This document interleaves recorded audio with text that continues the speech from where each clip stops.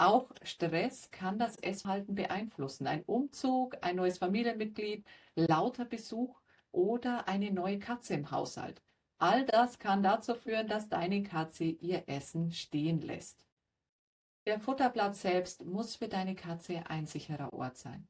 Wenn es dort so laut ist, zu viele andere Katzen um den Napf drängen oder der Platz ungemütlich wirkt, wird sie nicht entspannt essen können. Und wenn der Futterplatz direkt neben dem Katzenklo steht, das ist so, als würdest du neben einer Toilette essen müssen.